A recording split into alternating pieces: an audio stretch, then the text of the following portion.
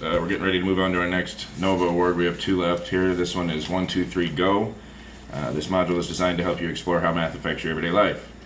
Math and physics are used in almost every kind of invention, including cars, airplanes, and telescopes. Math also includes cryptography, which is the use of secret codes.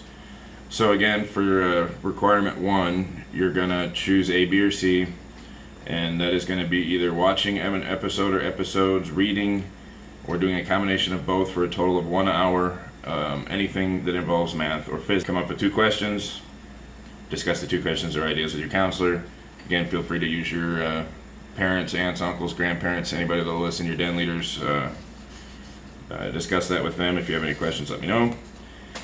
Requirement number 2, complete 1 adventure from the following list for your current rank, or complete option A or B. Again, this is all going to follow kind of the same format. Again, I would probably choose to do the adventure, so you get the adventure along with the NOVA award. If you already have the adventure, or you would rather do one of option A or B, feel free to do that as well. Option A is to complete both of the following: conduct an opinion survey through which you collect data to answer a question and then show your results with a chart or graph. For example, what is the favorite food of the scouts in your den? Chart how many like pizza, how many like cookies, ice cream, whatever it is. Conduct and keep a record of a coin toss probability experiment.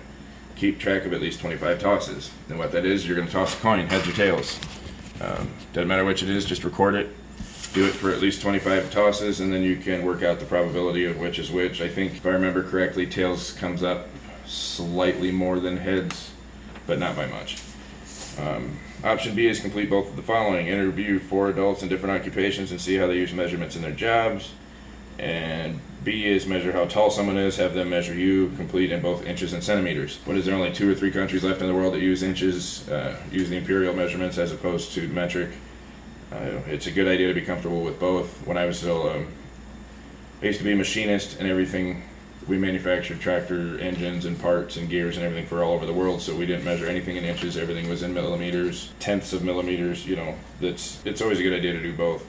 Now, for your opinion surveys or interviews with 4 adults, you can use anybody that you can come up with. Some of you may have Facebook, depending. I know there's an opinion option there. I've never done it, I just see it a lot. But otherwise, you can do a simple thing as a text or a phone call, just a quick couple of questions about an opinion survey and then how to graph it. This is simple graphs, the stuff you guys should cover in schools. Otherwise, if you have any questions, let me know. Feel free to shoot me an email. Otherwise, the internet's your friend. Use your Google machines. Requirement number 3 is explore 2 options from A or B or C and complete all the requirements for those options. Keep your work to share with your counselor. Of course, you can share it with a parent or adult leader. The necessary information to make your calculations can be found in a book or on the internet. You may also work with your counselor on these calculations. Choose 2 of the following places and calculate how much you would weigh there. We are going to do these. I'm not a super great math wizard, but I'm pretty good. We'll see what I can do. We'll see how hard I struggle with this. It's been a few years since I was in school, so let's see.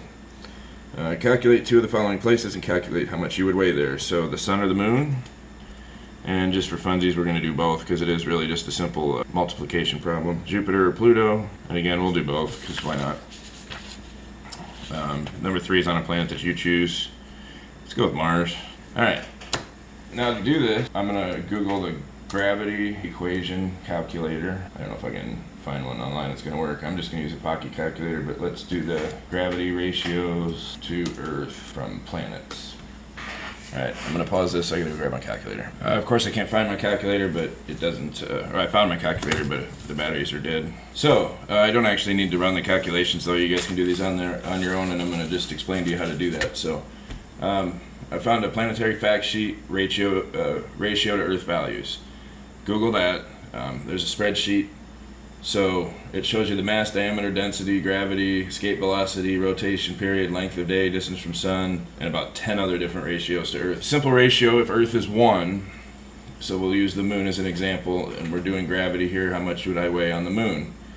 So the ratio is Earth is 1, the moon is 0.166. So if you want to find out how much you weigh on the moon, you take your weight. Let's say I weigh 100 pounds. I don't.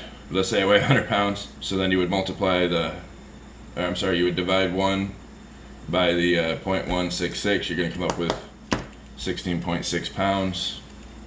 That's why the astronauts are jumping. They look like they're floating a little bit. you weigh less on the moon. Ratio, so don't divide, multiply. If your weight is 100, you multiply it by 0.166, that gives you your weight. Let's say I weigh 200 pounds times 0.166, that's going to be 33.2 pounds, which is just 0.166 times 2, because 200. So you feel free to use your calculator. I never seem to have one, so I try to learn how to do some of this stuff in my head. For the sun, I do not have the sun on this one, so we're going to skip the sun. We did the moon, see Jupiter. So gravity on Jupiter is going to be 2.36 to Earth's 1. So again, if I weigh 100 pounds, I'm going to weigh 236 pounds on Jupiter. The ratio is 1 to 2.36, so I take your weight times 2.36. If I weigh 200 pounds, I'm going to weigh 472 pounds on Jupiter. Pluto, gravity is 0.071, so if I weigh 100 pounds, I'm going to weigh 7.1 pounds. If I weigh 200 pounds, I'm going to weigh 14.2 pounds. Just take your weight, multiply it by the gravitational ratio, and there's your weight on that planet. Mars, gravity on Mars is 0.377, so if I weigh 100 pounds, I'm going to weigh 37.7 pounds. If I weigh 200 pounds, I'm going to weigh 73.4 pounds. If you have any questions about how to do that, you feel free to shoot me an email. Otherwise, you just multiply your weight times the gravitational ratio to whatever planet you're trying to figure out. For requirement 3B, choose one of the following and calculate its height: a tree, your house, a building of your choice. I think it used to be in the BSA book, and I'm not sure if it still is. Again, it's been a little while since I was in Scouts, but you can measure the height of something. Let's say I'm just a tree. Use a stick or a pencil or whatever, and you close one eye, and you make it so the top of your pencil is the top of the tree, and then you kind of slide your fingers till you get to the bottom of the tree, and then get your brother, sister, parent, guardian, scout leader, whoever to help you, and you lay this down on that fulcrum or on that pivot point, keeping your finger in the same spot, and you put this at the base of the tree, and then you have them stand at the end of your pencil, and you measure this distance now that it's laying on the ground.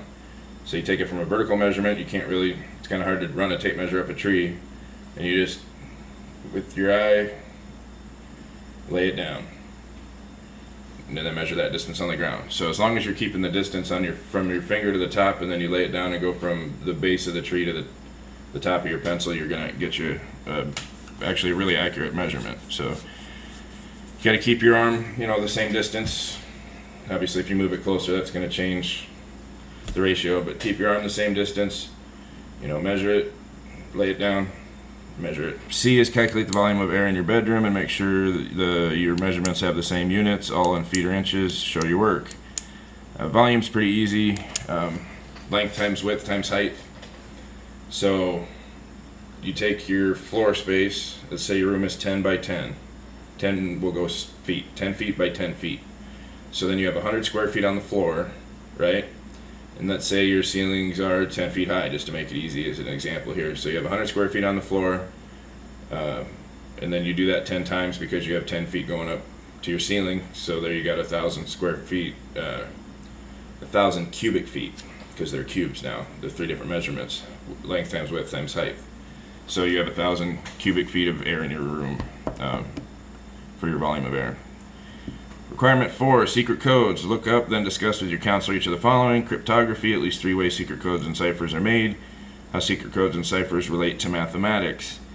I did a simple code for one of my wolves, one of the wolf adventures actually, or I'm sorry, the tiger adventures. There's some examples. I don't know if you guys still have your tiger books. There's some examples in there. Otherwise, you can look, of course, get your parents' permission whenever you can use the internet, but look up some simple cryptography there, and discuss with your counselor or your parent or leader 3 ways that secret codes or ciphers are made, and how they relate to mathematics. So I'm going to let you guys go ahead and research that on your own. It's not going to do you any good for me to do the work for you or show you how to do this one. Type in, literally you can just type in definition of cryptography, 3 different ways secret codes are made. Type that in, do some research, come up with some questions. 4B, design a secret code or cipher, then do the following: write a message in your code or cipher, share your code or cipher with your counselor. I'm looking forward to these. I'm going to let you guys come up with it on your own, come up with a code or cipher. Don't make it too difficult. I'm smart, but I'm not that smart. So send those to the email. I'm not going to require you to do this, of course. This is something you can share with your parent or leader as well. But if you guys come up with a secret code, send me a quick little, 4 or 5 word message, and I'll see if I can break the code. Number 5 is to discuss with your counselor how math affects your everyday life. Math is in everything. The calculations for the gears in your car, the adding up your grocery bill, the measurements in your house when your house was built. The math has to line up there.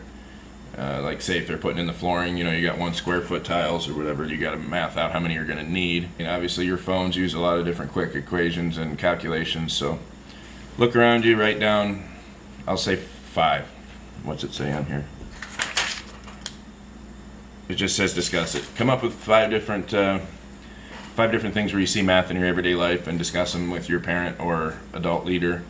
Again, if you have any questions, let me know. So we're going to move on to our last NOVA award here. I'm going to go ahead and stop this for a minute, take a bit of a break, get a drink of water, and I'll be right back.